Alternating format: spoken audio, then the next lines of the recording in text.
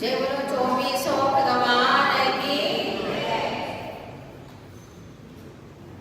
जय बोलो अनंतानंत सिद्ध परमेष्टि भगवान की। जय बोलो चारित्र चक्रवर्ती आचार्य शांति सार मुनि महाराज की। जय बोलो आचार्य विद्यानंद मुनि महाराज की। जय बोलो धीर सेन मुनि महाराज की। जय बोलो हरिका सुंदरमती माता जी की। जय बोलो हरिका भरतमती माता जी की।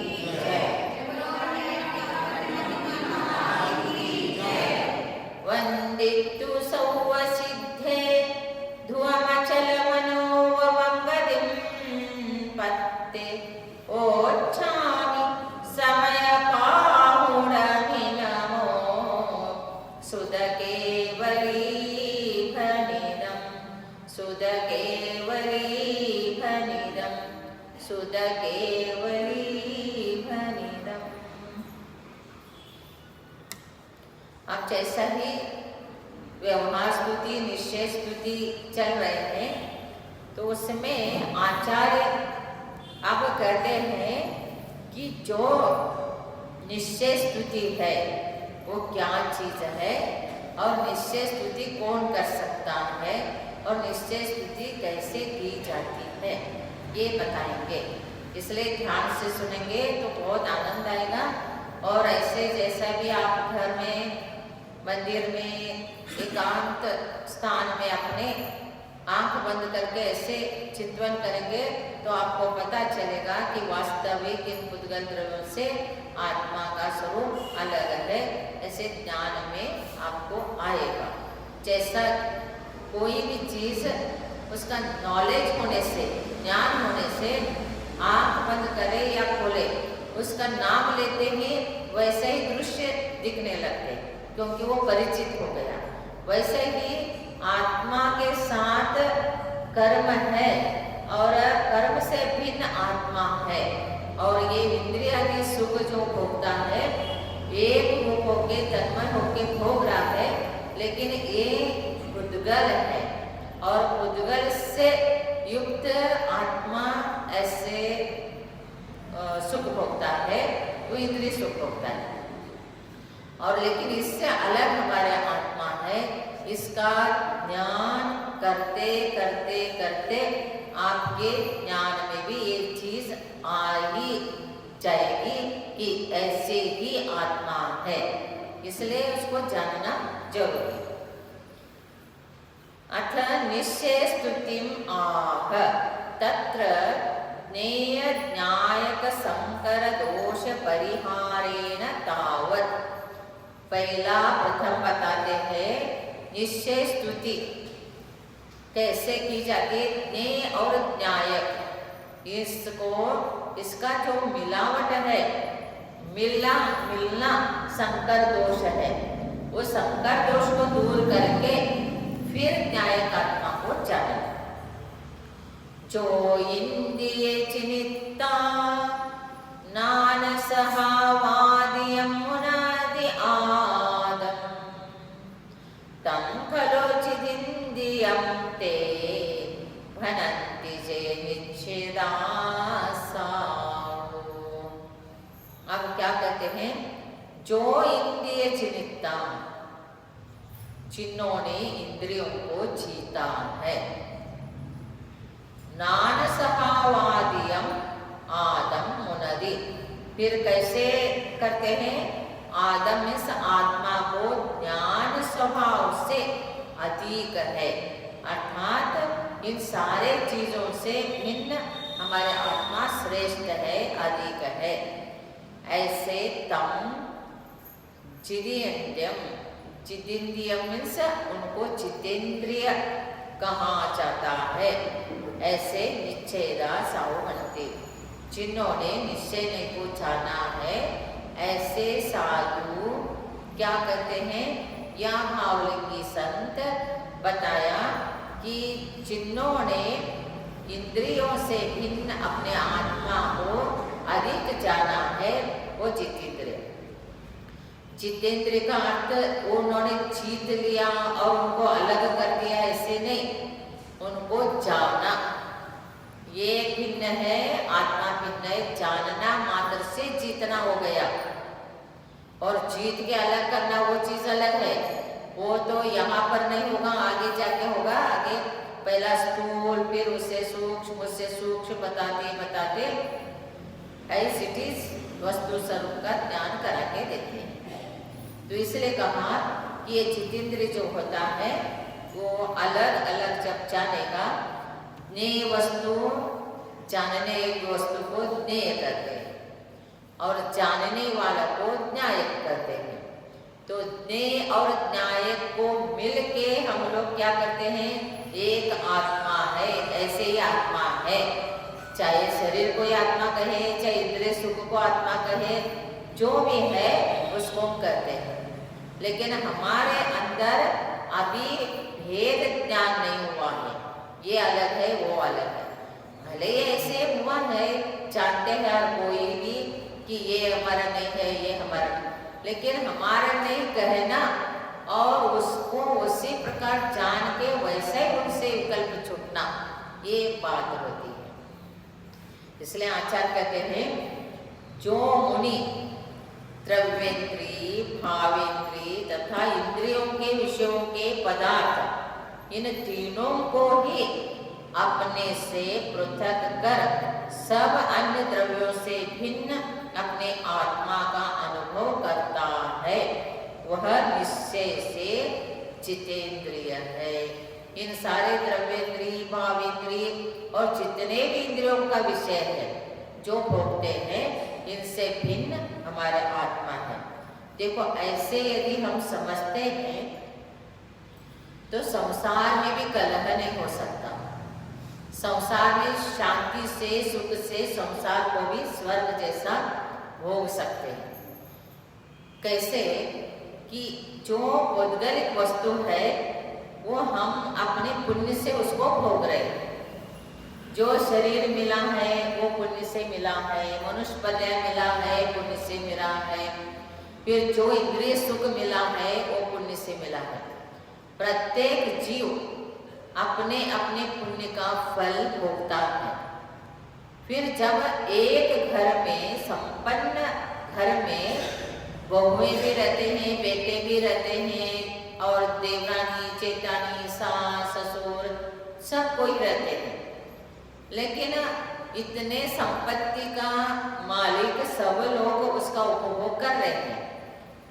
श्रीमंत जो है, जो देवरानी के संपत्ति वही चेताने में है, तो एकत्रित है परिवार, तो सबको बिलोंग करता है श्रीमंत की। लेकिन जब उसका भोग रहे हैं तो संपत्ति का सबको समान है, लेकिन एक खुश है एक दुखी है। सब कुछ है उनके पास, लेकिन एक खुश रहती है एक दुखी रहती है। क्यों ऐसे रहते हैं? इसलिए कि वो चाहती है कि मैं इनसे अलग हो जाऊं, मैं अकेले रहूं और मेरे को सब कुछ प्रॉपर्टी अकेले चाहिए, घर अकेले चाहिए, मेरे को सब कुछ स्वतंत्रता चाहिए। वो उस घर में रहते हुए भी वो ऐसे चाहती है, और फिर वो क्या है, दुख है। और ये बोलते हैं कि हमारे पुण्य से जो मिला है उसको अच्छी तरह से भोगो, और इससे हमारे को धर्म ध्यान अधिक होगा, इससे हम शास्त्र स्वाध्याय अधिक करेंगे, इससे हम तीर्थ यात्रा भी निर्विकल्प कर सकते हैं। परिवार जन में सब जिम्मेदारी है तो अपने जिम्मेदारी कुछ नहीं है, तो और अधिक धर्म कर सकते हैं। तो इसलिए ये दो चीज है, एक संसार का सुख और एक आत्मिक सुख, दोनों अपोजिट है। व्यवहार में आपको ये अपना है ऐसे समझ के चलोगे तो सुखी रहोगे। ये मेरा नहीं, ये मेरा नहीं, मेरा नहीं, ये कोई भी मेरे नहीं, ऐसे बोलोगे तो दुखी रहोगे। इसलिए व्यवहार चीज अलग है। और व्यवहार में देखो, कोई बेटा बोलेगा ये मेरी माँ नहीं है, मेरा पिता नहीं है, मैं अकेले हूँ, या मेरी पत्नी, मैं, मेरे बच्चे, हम दो, हमारे दो, इसके अलावा कोई नहीं, ऐसे कहेगा और वो अलग रहता है, तो वो कितना दुखी रहता है, क्योंकि कहीं जा नहीं सकती, कहीं आ नहीं सकती, कुछ कर नहीं सकती। फिर वो वहाँ पर स्वतंत्रता दुखदायी है। व्यवहार में स्वतंत्रता भी नहीं है, वो स्वच्छंदता है। स्वतंत्रता तो सबको होना चाहिए। हमारे देश को गांधी जी ने स्वतंत्रता दिया है, स्वच्छंदता ने दिया है, ये ध्यान रखना। स्वतंत्रता और स्वच्छंदता में फर्क है। और हम यहाँ पर स्वतंत्र है हमारे आत्मा को भिन्न जानने के लिए, भिन्न ज्ञान प्राप्त करने के लिए, भिन्न आत्मा का अनुभव करने के लिए हम स्वतंत्र है। लेकिन संसार में स्वतंत्रता स्वच्छंदता में कन्वर्ट हुआ है, इसलिए कोई भी कैसे भी व्यवहार करता है। लेकिन उसको स्वतंत्रता मिला, इसका मतलब क्या है? सबको लेके चलना है, सबके प्रति भी ध्यान रखना है। मेरे जैसे वो है और उनके जैसा मैं हूँ, और ये मेरे हैं। ये जेठानी की बच्चे हैं तो वो मेरे बच्चे हैं, और वो देवरानी समझेगी जेठानी के बच्चे मेरे, देवरानी के बच्चे मेरे, एक दूसरे अपना समझेंगे। और वो मेरे ससुर है, मेरे सास है, मेरे को इनका सेवा करना, वो भी समझेगी मेरा कर्तव्य, वो भी समझेगी मेरा कर्तव्य। वो कर रहे करने तो उसको ये प्यार करते हैं, उसी को करती है। ऐसे करेंगे तो वो एक कलह कर रही है, एक अपने आनंद से। इसलिए स्वर्ग को, घर को नरक भी बना सकते हैं, घर को स्वर्ग भी बना सकते हैं फीलिंग्स से, अपने अपने सोच विचार से। वस्तु तो सबके पास समान है, वस्तु समान है, संपत्ति समान है, घर समान है, सब कुछ समान है, लेकिन थिंकिंग डिफरेंट है। वो एटीट्यूड जो है वो डिफरेंट होने से वो दुखी होते हैं। इसलिए व्यवहार धर्म में व्यवहार के अनुसार ही चलेंगे तो संसार में इंद्रिय सुख भोगते हुए दूसरे को भी सुख भोगने देंगे। और यहाँ पर निश्चय नहीं में ये द्रव्य कर्म, भाव कर्म, और यहाँ द्रव्य इंद्रिय, भाव इंद्रिय और इंद्रिय विषय जो है मैं भोग रहा हूँ, लेकिन मेरे आत्मा से भिन्न है। ऐसे जो सोचेगा तो घर में भी रहते हुए ये तो हमारा है ही नहीं, शरीर मेरा नहीं तो ये पर कौन होता है? फिर क्यों हम कलह करें, क्यों हम अलग रहे, हम साथ में रहे? ऐसे भाव आएगा तो सुख होगा कि नहीं? भाव कैसे आना चाहिए? वहां पर भाव कैसे आना चाहिए? ये है भोगने का है, भोगो, लेकिन उसमें कलह नहीं। और मेरा मेरा वहां कहेंगे तो दुखी है, और सबका है कहेंगे तो सुखी। तो यहाँ पर ये मेरा कहेंगे तो दुखी हो जाएंगे। निश्चय नहीं में वो द्रव्येंद्र के विषय, भावेंद्र के विषय, इंद्रियों के विषय मेरे हैं, मैं हूँ, मेरे हैं, मैं हूँ कहेंगे तो यहाँ संसार से कभी छुटकारा नहीं पाओगे। और वहां पर संसार में मेरे नहीं कहोगे तो कभी सुखी नहीं रहोगे। कितना फर्क है कि नहीं? समझ में आ रहा है कुछ? तो इसलिए इसको भी समझना और उसको भी समझना। जो आत्मा को समझेगा फिर क्यों वो ऐसे दुखी हो जाएगा बताइए संसार में? इसलिए तत्व ज्ञान विहीनानां दुःखमेव शाश्वतम्। जिसके पास तत्व ज्ञान नहीं है वो कहीं भी रहे तो दुखी रहता है, चाहे वन स्वर्ग में क्यों न रहे। और तत्व ज्ञान हो जाए, उसको भेद ज्ञान है, ये सारे अपने अपने पुण्य का फल भोगना है, इंद्रिय सुख भी पुद्गल है, पर है, और मेरा आत्मा न्यायिक आत्मा है। ऐसे ज्ञान जिसको हुआ है, उसको जिसको आत्मज्ञान हुआ है, जिसको तत्व ज्ञान हुआ है, उसको घर से बाहर पहने में कपड़े में भी निकाल दिया तो भी वो दुखी नहीं होंगे। और तत्व ज्ञान उनके साथ है।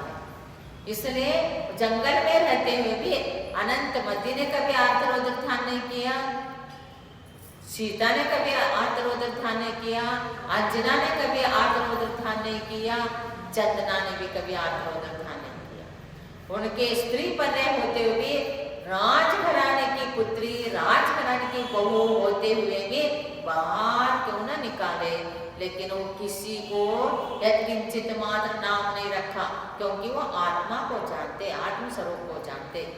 जहाँ भी हो मैं आत्मा का चिंतन कर सकता हूँ, ये पुद्गल द्रव्य भिन्न है, मेरा आत्मा भिन्न जो भोग मिल रहा है वो पुण्य से मिल रहा है। जब पाप का उदय आया तो दुख मिल रहा है, तो वो भी मेरे किया हुआ दुख पाप का फल है, मेरे द्वारा किया हुआ ही पाप का फल है।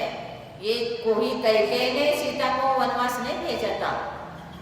किसने भेजा था? राम ने सीता को वनवास नहीं भेजा था। बहुत से लोग थिंकिंग आज भी वैसे करते हैं, राम इतना अच्छा था, पुरुषोत्तम कहलाया, उत्तम पुरुष था, महापुरुष था, फिर ऐसे प्रेग्नेंट अवस्था में सीता को क्यों बाहर भेजा? तो राम ने भेजा के राम को भेजने का प्रसंग आया।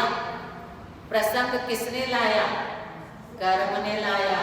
सीता ने अपने भाव में कितना कर्म किए थे, गुरु निंदा किए थे, और वो गुरु को बहुत बार निंदा की थी। वो एक ही बार नहीं, बहुत बार अनेक भाव में निंदा की थी। उसका फल, और ऐसे सामान्य अवस्था में फल नहीं मिलता है, वो बंद हो जाता है कर्म। लेकिन वो जब ऐसे फेमस नामी घर में आ जाए, फिर वो महासती महापुरुष रहे, तब उनका कर्म फल देता है कि उसमें परीक्षा होती है। उनकी परीक्षा कब होती है? आप श्रावक है तो अंतराय नहीं होता आपको, और कल आज दीक्षा दे लो, कल अंतराय शुरू। परीक्षा कब होती है? जिसका उसका कदर करेगा, उसको भी जानेगा ना, इम्पोर्टेंस जाने को ही, तभी तो उसका महत्व है। समझ में आ रहा है ना? कोई भी चीज को इम्पोर्टेंस दोगे तो ही उसका महत्व मीन्स देंगे, तभी सब कुछ समझ में आता है। इसलिए कहते हैं कि इंद्रिय विषयों को भोग रहे हैं और भावेंद्रिय विषयों को भी भोग रहे। इंद्रिय कौन से? ये सारे अपने अपने। इसलिए कहा है कि उन्होंने क्या कहा था, कैसे है इंद्रियां? तो बोलते हैं अनादि अमर्याद रूप बंद पर्याय के वश से, चिन्ह से समस्त स्व पर का विभाग नष्ट हो गया है, इंद्रिय विषय में लिप्त है। तो न्यायक आत्मा कौन है और इंद्रिय क्या है ये पता नहीं, क्योंकि जो शरीर परिमाण को प्राप्त हुए है, अर्थात आत्मा से ऐसे एक हो रही है कि भेद नहीं दिखता। उनको तो निर्मल भेद के अभ्यास की चतुराई से प्राप्त अंतरंग में प्रकट अति सूक्ष्म चैतन्य स्वभाव के अवलंबन से अपने से पृथक किया है, यही जीतना हुआ। वो इंद्रिय विषय को भोगते हुए भी समझते हैं ये जो इंद्रिय है, आंख है, कोई भी चीज देख के खुश होते कि नहीं? इंद्रिय विषय भोगने में कर्ण से प्रिय सुंदर संगीत सुनने के आनंद होता है, और कोई भी चीज टेस्टी फूड खा के आनंद होता है, आंखों से अच्छी चीज देख के आनंद होता है, बहुत सुंदर खुशबू आ रहे मन भाए ऐसे तो खुशी होती है। तो ये सारे इंद्रिय जो है अपने अपने प्रमाण से वो निर्माण हुआ है, और उसके थ्रू हमारे आत्मा विषय को भोग रहा है, वो भावेंद्रिय है। और जितने पदार्थ है वो इंद्रिय विषय है। पदार्थ जो है, वस्तु है, वो इंद्रिय विषय है, और इंद्रिय जो है ये स्पर्शेंद्रिय, रसनेंद्रिय, घ्राणेंद्रिय, चक्षुंद्रिय, कर्णेंद्रिय, मन, ये सब इंद्रिय है, और इसको फल भोग रहा है सुख या दुख, वो भावेंद्रिय है।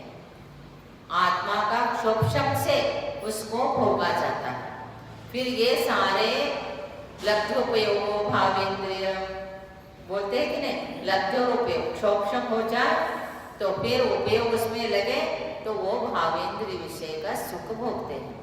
तो इंद्रिय सुख भोग रहा है, उस टाइम में भी यदि जाने ये उद्गल है, उद्गल के द्वारा ये आत्मा अपने कर्मों का फल सुख दुख भोग रहा है। फिर उस टाइम में भी आत्मा को अलग तरह से जानेंगे, जैसा दूध में शक्कर मिला है दिखता नहीं है, जो पीता है वो बोलेगा इसमें शक्कर है। फिर शक्कर का स्वाद अलग लो दूध का स्वाद अलग अलग। वो कौन ले सकता है? वो जो जानता है वही। वो तो बोलेगा दूध ही ऐसे मीठा है, पी लेगा वो। जैसा कीचड़ मिला हुआ पानी पी लेता है अज्ञानी, वैसे ही सब चीज को आत्मा ही ऐसे है, आत्मा ही उसको भोग रहा है। ये आत्मा ही है, आत्मा के अलावा कुछ नहीं है, ऐसे अज्ञानी जानता है। और ज्ञानी जानता है ये इंद्रिय विषय अलग है, आत्मा अलग। इसलिए आत्मा का उस टाइम में भी अलग पृथक रूप से अनुभव करता है। इसलिए भरत चक्रवर्ती खाना खाते समय भी आत्मा का अनुभव करते थे। कोई खाना खाते समय करते क्या बताओ? वो एक ग्रास मुंह में है बंद, एक ग्रास हाथ में है तो मुंह भी चबाना भी बंद है, हाथ भी ऊपर जाना बंद, वही रुक गया। वो तो रानियां कहती है प्रभु आपको बहुत नींद आ रहे हैं और सोने का प्रबंध किया है, आप चाहिए आप सोइए। फिर वो जब आत्मा के तरफ से उपयोग हटा के जब देखते हैं तब वो कहते हैं मैं वही सो नहीं रहा हूँ, मैं तो आत्मा का अनुभव कर रहा हूँ। एक ग्रास भोजन पंचामृत भोजनम शरीर, ज्ञानामृत भोजनम आत्मा। ज्ञानामृत भोजन आप रोज कर रहे हैं कि नहीं? तो ज्ञानामृत भोजन किसका है? आत्मा का। पहला आत्मा को भोजन कराना, फिर शरीर को खिलाना, पंचामृत भोजन।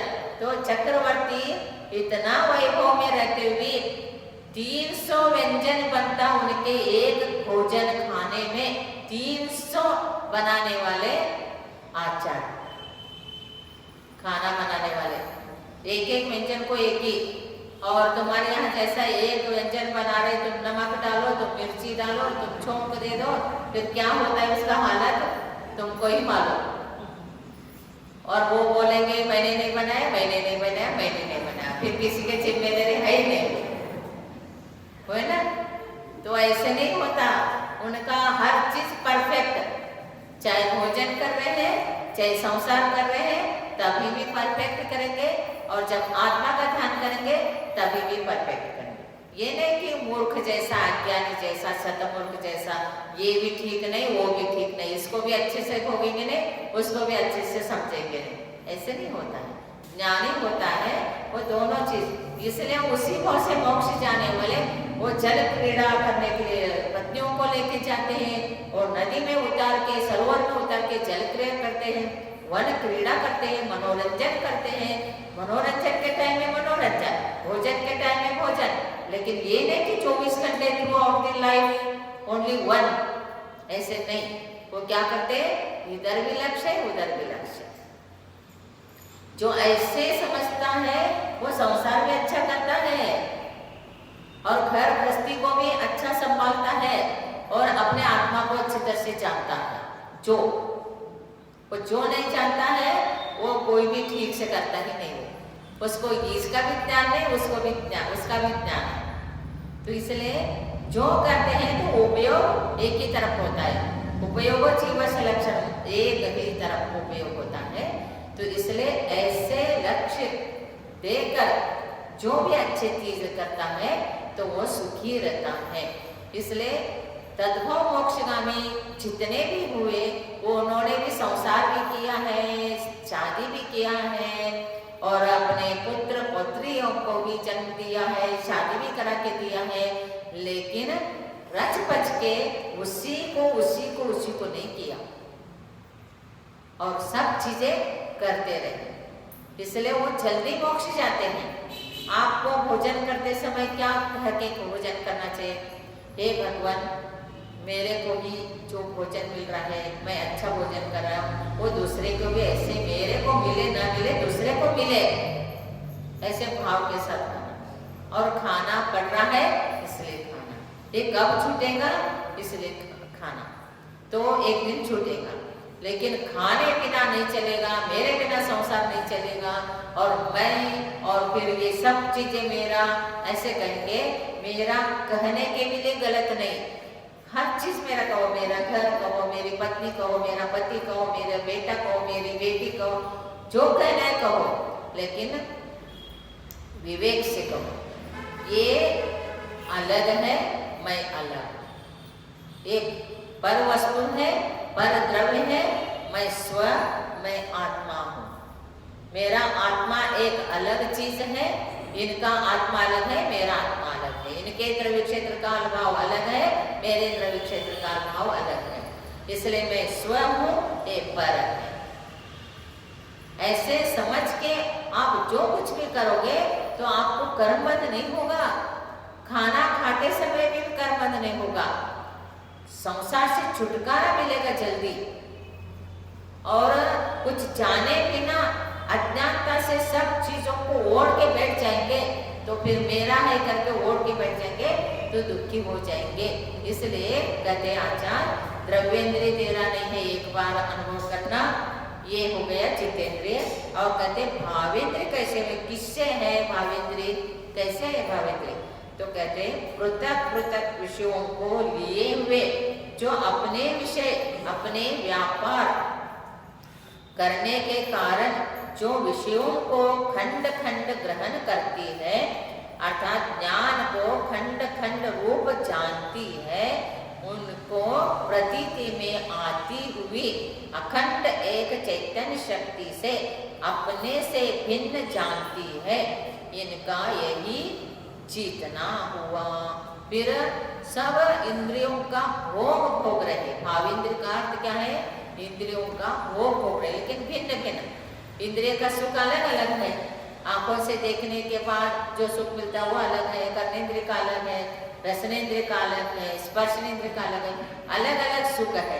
तो खंड खंड से ये दिखता है। इसमें अखंड एक आत्मा का जो अनुभव करता है, मेरा आत्मा मात्र इन सभी चीजों में न्यायक आत्मा है, ऐसे जब अनुभव करेगा वो जितेंद्रिय होगा।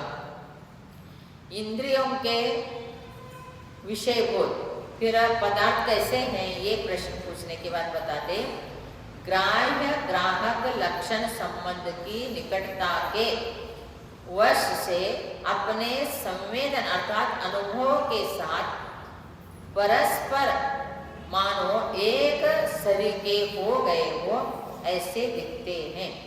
तो जितने भी वस्तु है आपको एक ही दिखता है ना अपने पास में।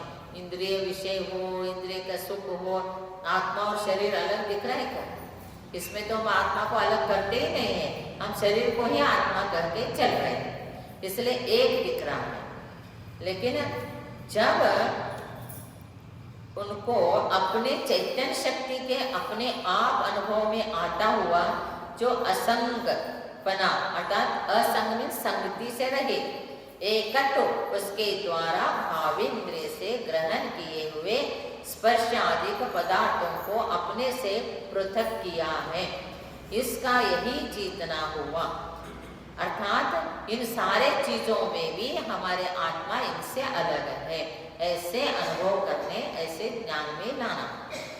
इस प्रकार इंद्रिय ज्ञान के कोई अलग करके संसार को छोड़ के जा नहीं रहा है।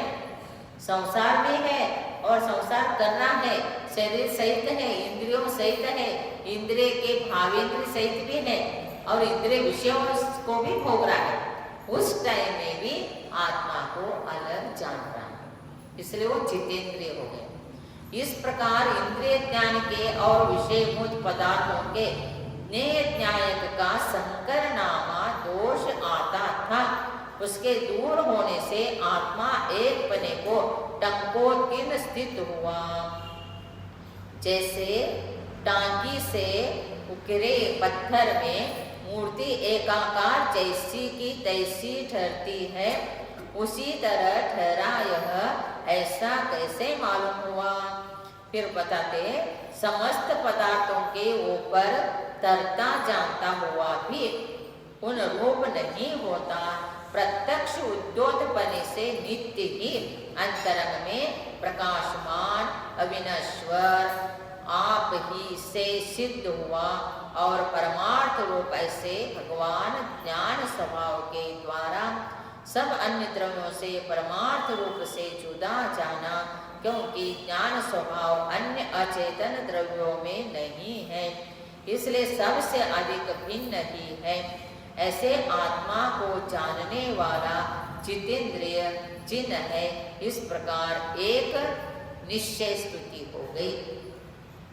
ज्ञेय और न्याय इनको भिन्न करके आत्मा को जाना, आत्मा का आनंद लिया, तो एक स्तुति निश्चय स्तुति हो गई है। और एक शरीर के स्तुति व्यवहार स्तुति।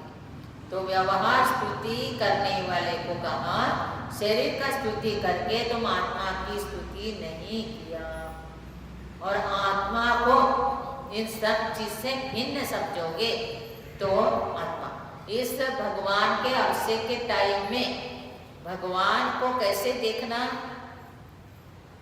शरीर रहित सिद्धात्मा सिद्धशिला में 8 कर्मों से रहित है, लेकिन प्रभु हमको सिद्ध भगवान नहीं दिखते, शुद्धात्मा ने। इसलिए आपके जो केवल ज्ञान रूप है उसमें हम आपको पूजा करते हैं। केवल ज्ञान में परम औदारिक शरीर सहित है, तो परम औदारिक शरीर सहित तीर्थंकरों को हम मंदिर में विराजमान करते हैं। और जो जैसा आज प्रेजेंट में है वैसे करोगे तो क्या होगा?